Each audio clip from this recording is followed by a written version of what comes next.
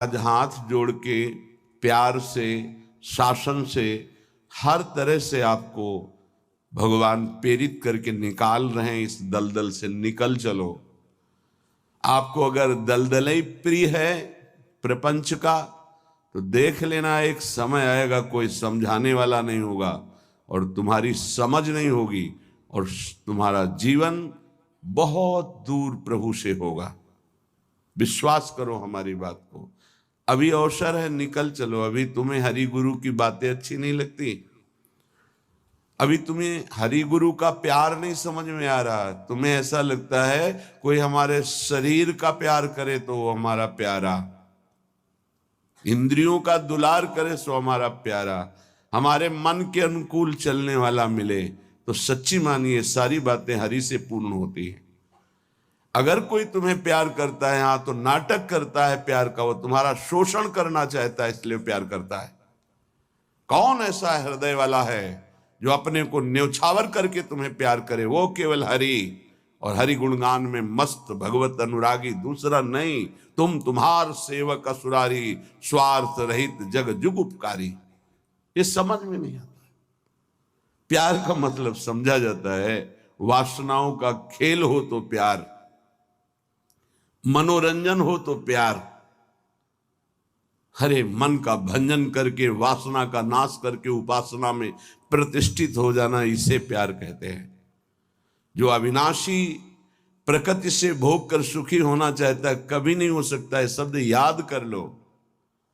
खाते खाते दांत टूट जाएंगे, देखते देखते आंख फूट जाएगी, शरीर नष्ट हो जाएगा, पर वासनाएं ज्यों की त्यों रहेंगी और बढ़ती चली जाएंगी। ये जो जलन होती है यही भस्म करती वासनाओं को। सच्चे उपासना के मार्ग में चलने वाले जलन की परवाह नहीं करते, कष्ट की परवाह नहीं करते, वही उस परम पद के अधिकारी होते हैं। कल एक ने प्रश्न किया कि ऐसा कोई मार्ग बताइए जिसमें कोई कष्ट न हो, भगवत प्राप्ति हो जाए। घर बैठ जाओ। ऐसा सृष्टि में लौकिक मार्ग नहीं है तो अलौकिक मार्ग की क्या बात। अगर आपको 500 रुपये चाहिए तो लेबरी करनी पड़ेगी, 8 घंटे मजदूर बनना पड़ेगा और ठेकेदार की बातें सुननी पड़ेगी। कोई भी कार्य करो आप, क्या सहज है, क्या सुखपूर्वक है, लेकिन आप लक्ष्य जब धन रखते हैं तो बड़े से बड़े कष्ट और कटु वचन को सहते हैं। आप जब दुख से निकलने के लिए लक्ष्य बना लिया भगवत प्राप्ति, तो फिर ये मनोरंजन कैसा, यही समझ में नहीं आता।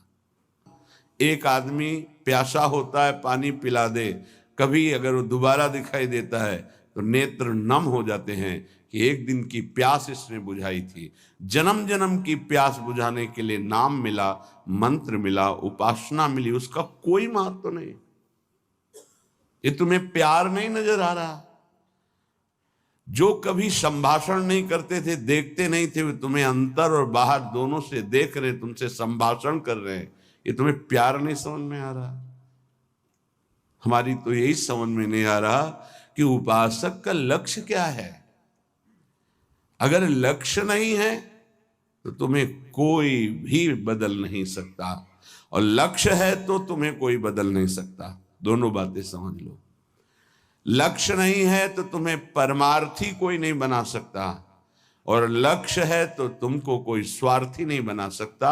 चाहे जितना कुसंग हो जाए, तुम्हारा परिवर्तन नहीं हो सकता, क्योंकि तुम्हारा लक्ष्य है हरि गुरु को प्राप्त करना। पेट भरने के लिए, शरीर में वस्त्र पहनने के लिए और वास के लिए पूरा जीवन मेहनत करते हैं लोग, तब वो प्राप्त होता है। तुम्हें आदर के साथ ये सब बिना किसी प्रयास के मिल रहा है। किस लिए?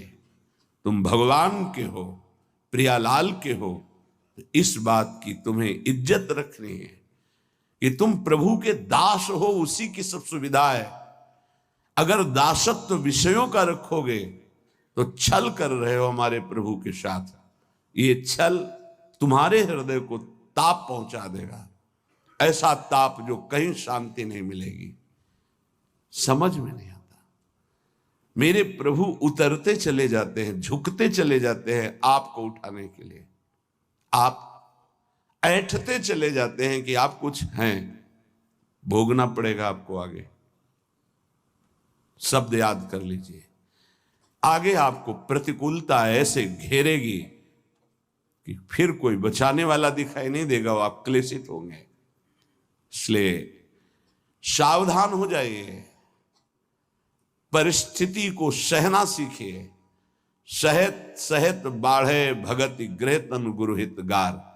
जो सहनशील वही महात्मा होता है, जो सहनशील है वही प्रेम रस का अधिकारी बनता है, जो सहनशील है वही प्रियाजू का कृपा पात्र बनता है। प्रियाजू कृपा पे कृपा करती चली जा रही, संसार समुद्र से निकाल करके अपने महल में रखकर अद्भुत सुख दे रही।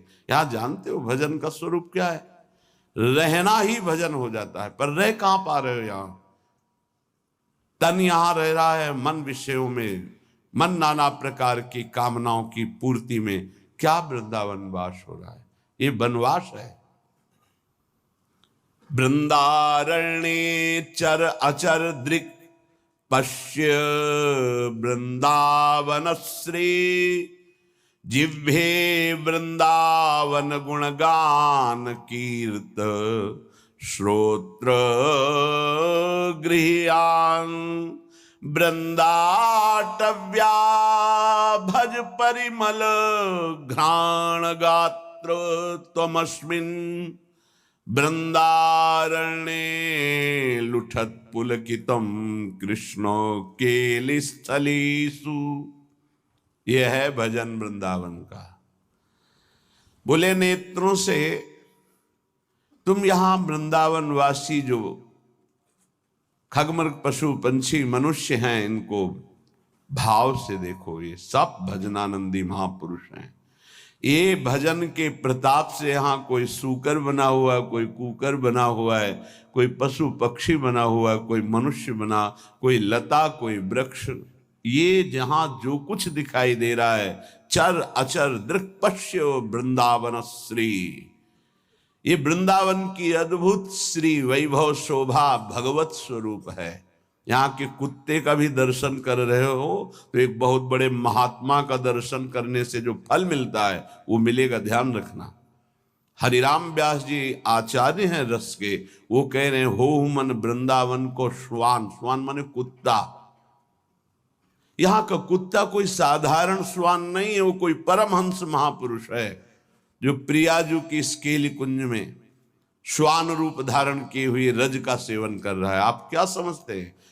मनुष्य शरीर से भी महान सौभाग्यशाली वो है। क्यों? तुम तो गद्दे पे सोते होगे, वो रज पे सोता है। तुम रज के बने हुए पात्र में विरक्त होकर पाते हो कि नहीं, श्री भगवान जाने। लेकिन उसको भोजन ही रज में मिलता है और रजयुक्त भोजन पाता है। उच्छिष्ट संतों का मिलता है तुम्हें कि नहीं, लेकिन उसको जरूर मिलता है क्योंकि प्राय उच्छिष्ट ही डालते हैं। संतों का भंडारा हुआ, दोना पत्तल बाहर फेंक दिए गए, एक एक पत्तल को चाट चाट कर साफ संतों की जूठन पा रहा है। कौन है? महाभागवत है वो। यहां के चर अचर को भाव से देखने की कोशिश कीजिए। पशु पक्षी लता वृक्ष मनुष्य, ये सब भगवत स्वरूप है। भजन हो रहा है यहाँ का। आप अगर भाव से दर्शन कर रहे हैं, भजन हो रहा है। अगर भाव का अभाव है तो आपको गलत दर्शन होने लगेगा। ईर्ष्या द्वेष वाली बातें, दोष गुण वाली बातें, माया जनित बातें आपको दिखाई देने लगेंगी। ऐसा यहाँ का भजनानंदी उपासक नहीं देखता, वो भाव से देखता है। खग मृग पशु पंछी जे या बन के चरण शरण रख ली जाए। ये सब भगवत स्वरूप है। सच्ची मानिए, सब भगवत स्वरूप है। ऐसे वृंदावन में रहो, अपने नेत्रों से जो भी देख रहे हो ये सब बड़े बड़े भजन करने वाले महापुरुष हैं।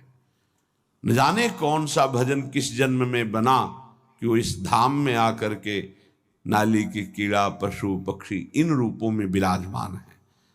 श्रीपाद प्रबोधानंद जी कह रहे हैं, बाहर मुझे चतुर्मुख परम वेदों का ज्ञाता ब्रह्मा पद ऐश्वर्य पद नहीं चाहिए, लेकिन वृंदावन में नाली का कीड़ा बना दो मुझे।